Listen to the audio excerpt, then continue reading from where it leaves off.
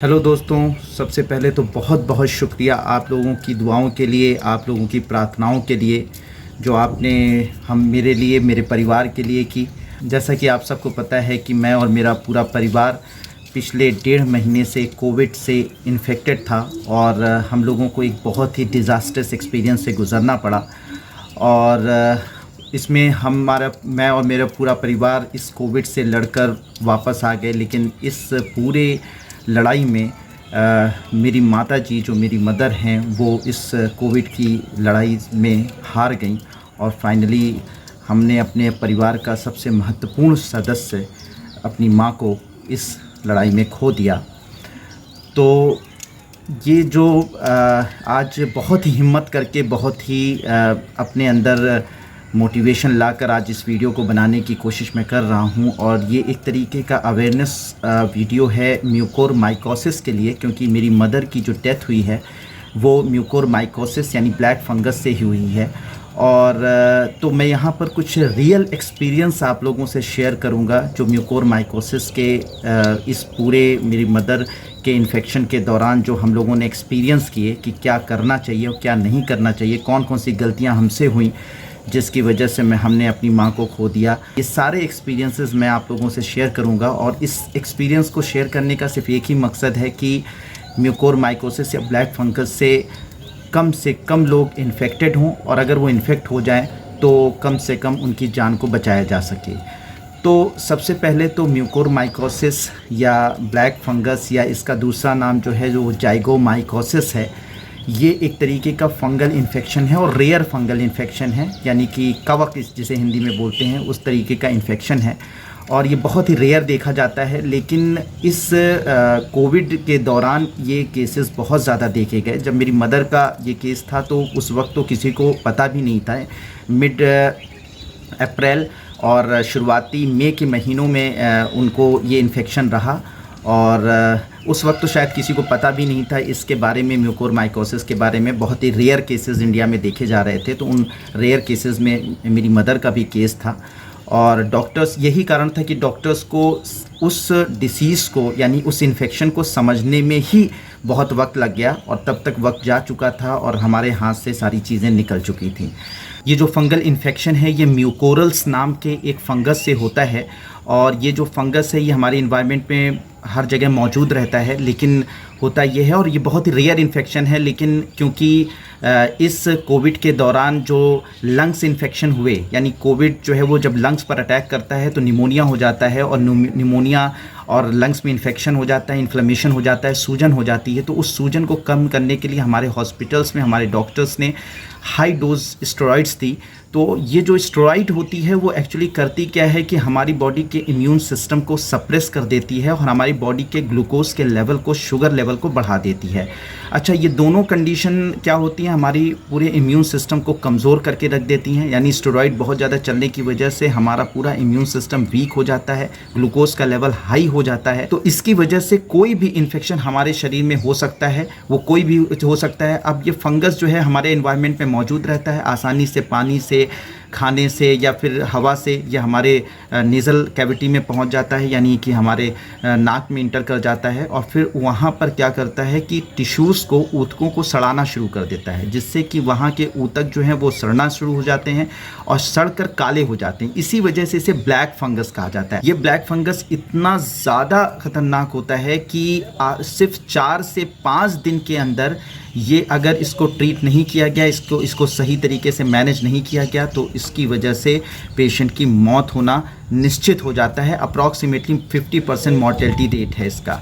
और अगर थोड़ी सी भी आपने देर कर दी तो आप एक आंख खो सकते हैं या दोनों आंखें पेशेंट की खो सकते हैं।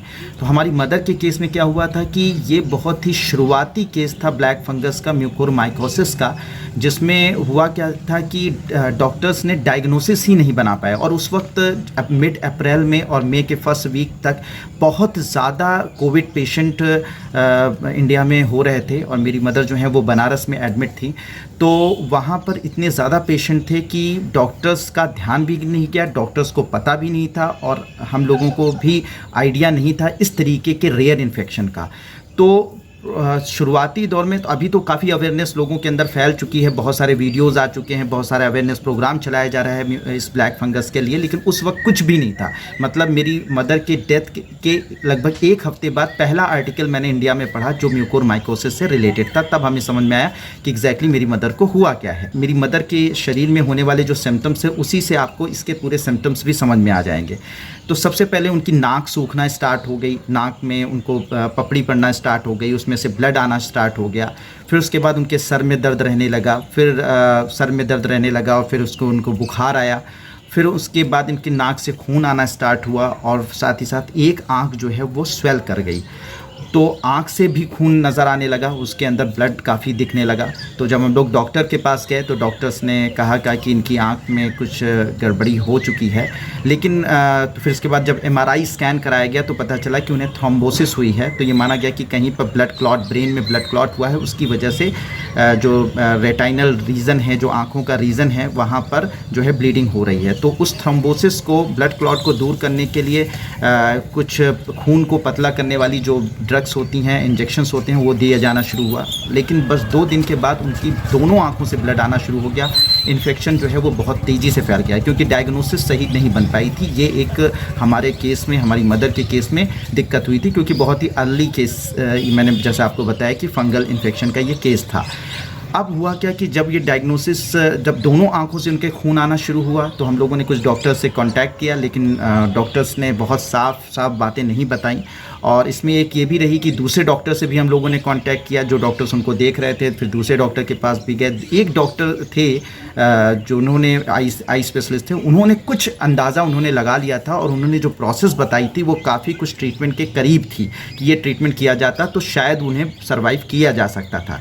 लेकिन क्योंकि हम किसी एक मल्टी स्पेशलिटी हॉस्पिटल में नहीं थे, जो हमारे साथ जो सबसे बड़ी दिक्कत रही, हम किसी मल्टी स्पेशलिटी हॉस्पिटल में नहीं थे। एक पर्टिकुलर डॉक्टर, क्योंकि उस वक्त हॉस्पिटल में बेड्स नहीं मिल रहे थे, ऑक्सीजन नहीं मिल रही थी, तो हम लोगों ने अपना खुद एक सेट तैयार किया था घर पर ही, जहाँ पर पूरे फैसिलिटीज़, मेडिकल फैसिलिटीज़ के साथ हम लोग इक्विप्ड कर रखी थी वहाँ पर, और वहाँ पर डॉक्टर्स उनको ट्रीट कर रहे थे। तो क्योंकि वो दौर ऐसा था कि वहाँ पे आप हॉस्पिटल में एडमिट नहीं कर रहे थे, हॉस्पिटल में बेड नहीं था, तो हम कुछ भी नहीं कर पाए इस केस में। और फिर फाइनली क्या हुआ कि वो डायग्नोसिस सही डॉक्टर्स ने नहीं बना पाई, और फाइनली जो है वो एक किसी दूसरे डॉक्टर से हमने कांटेक्ट किया, तीसरे डॉक्टर से कांटेक्ट किया। कुछ डॉक्टर्स ने समझा, लेकिन वो जो प्रोसेस बता रहे थे वो करीब तो था इसके ट्रीटमेंट का, लेकिन अनफॉर्चुनेटली वो सीधे ये बात उन्होंने नहीं बताई कि ये म्यूकोरमाइकोसिस है, इसमें ये होता है, वो ये सारी चीज़ें होंगी, वो भी क्लियर नहीं कर पाए। फाइनली उनके दोनों आँखों से ब्लीडिंग आना स्टार्ट हो गई, ब्लड आना स्टार्ट हुआ, और उसके बाद जब उनको MRI कराया गया तो उन्हें ब्रेन हैमरेज दिखाने लगा, हैमरेज हो गया, स्ट्रोक हो गया, जिसकी वजह से उन्होंने कुछ सिर्फ चौथे दिन, 5वें दिन उन्होंने अपना उनका एक जो साइड था पूरी बॉडी का, वो काम करना बंद कर गया। और फिर उसके बाद पूरी बॉडी काम करना धीरे धीरे कम होने लगी, रिस्पांस दवाओं का मिलना बंद हो गया। एक आंख तो बच गई बाद में, फिर उसके बाद कुछ दवाएं शुरू हुई, कुछ एंटी फंगल दवाएं भी शुरू की गई, लेकिन फिर उसके बाद तब तक बहुत देर हो चुकी थी और फाइनली उनको कार्डियक अरेस्ट हुआ और उनकी डेथ हो गई।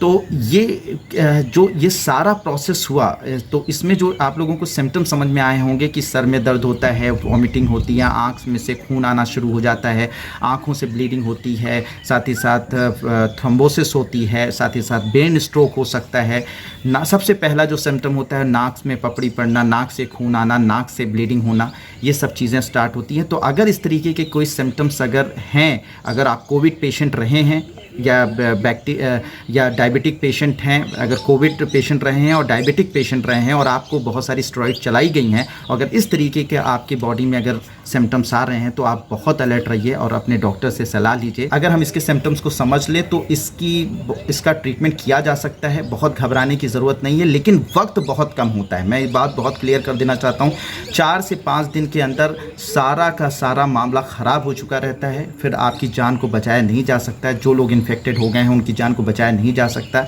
ये पर्सनल एक्सपीरियंस है, मैं आपको बता रहा हूँ। 5 से 6 दिन आपके पास होते हैं, उसी में आपको सारा ट्रीटमेंट करना होता है, सही जगह पहुँचना होता है, सही ट्रीटमेंट स्टार्ट करना होता है।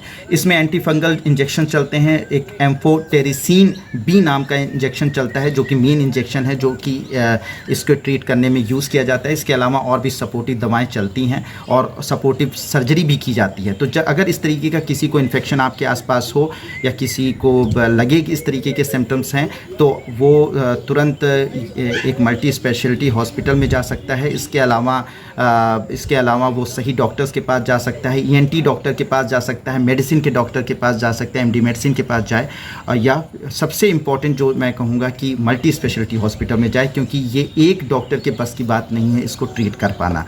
ये मैं बहुत ही पर्सनल एक्सपीरियंस से बोल रहा हूँ। तो कुछ पर्सनल एक्सपीरियंस हम लोगों के हुए हैं जो मैं आप लोगों से शेयर करना चाहूँगा कि अगर ये सारी चीज़ें कर ली जाती तो शायद हम अपनी मदर को बचा पाते और हमें इतना बड़ा लॉस ना होता।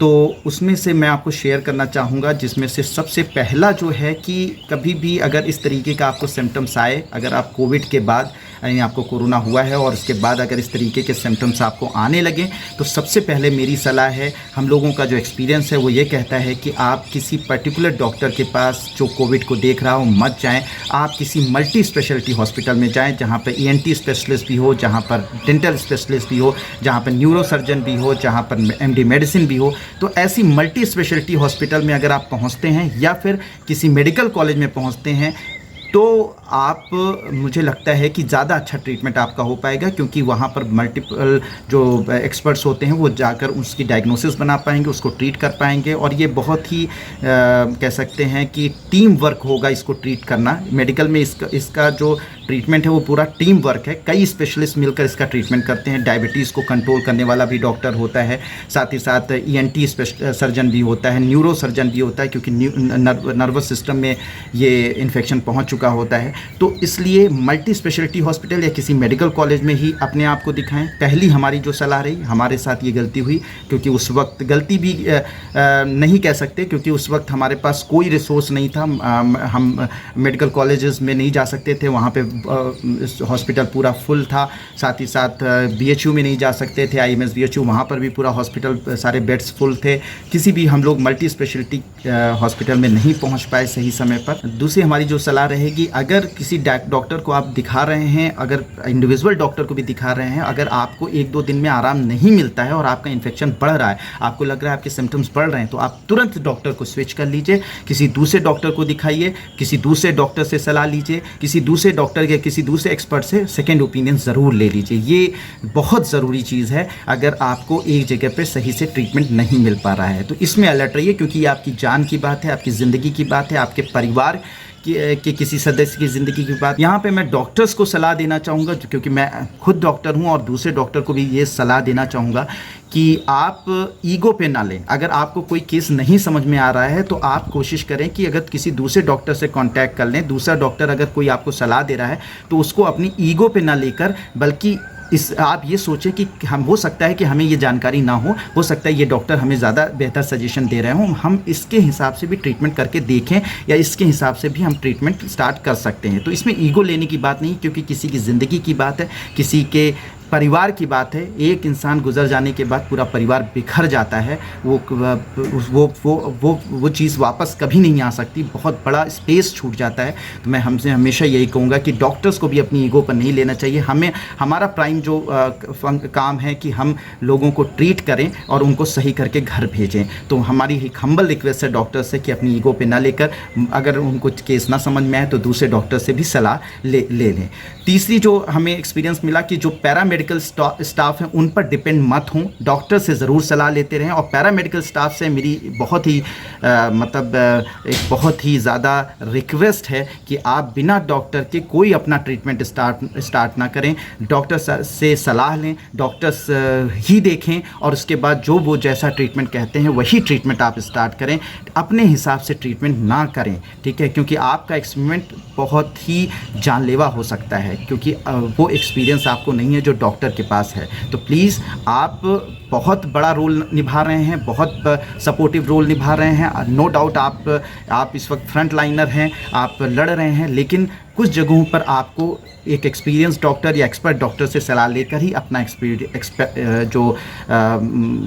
अपना जो काम करना चाहिए। ये मेरा एक हम्बल रिक्वेस्ट है आप लोगों से। तो ये जो मैंने एक्सपीरियंस शेयर किया, बहुत इस उम्मीद के साथ ये एक्सपीरियंस शेयर किया कि हो सकता है कि मेरे इस एक्सपीरियंस की वजह से किसी की जान बच पाए, आपके परिवार का कोई सदस्य आपको छोड़कर इस दुनिया से ना जाए। और साथ ही साथ आपका क्योंकि हमने अपनी मदर को खोया है, हमने अपनी माँ को खोया है, हम नहीं चाहते हैं कि किसी के परिवार का कोई सदस्य इस दुनिया को छोड़े, क्योंकि उस पेन को, उस पीड़ा को, उस दर्द को हम महसूस करते हैं, एक एक पल महसूस करते हैं, एक एक सेकंड महसूस करते हैं। हम नहीं चाहते कि किसी भी परिवार में इस तरीके का लॉस हो। तो हमारी रिक्वेस्ट है कि आप इस वीडियो को ज़्यादा से ज़्यादा लोगों तक शेयर करें, जिससे कि ये मैसेज ज़्यादा से ज़्यादा लोगों तक पहुंच पाए और इस हमारे एक्सपीरियंस से कुछ लोगों को फ़ायदा पहुंच पाए। तो thank you so much. May God bless you all.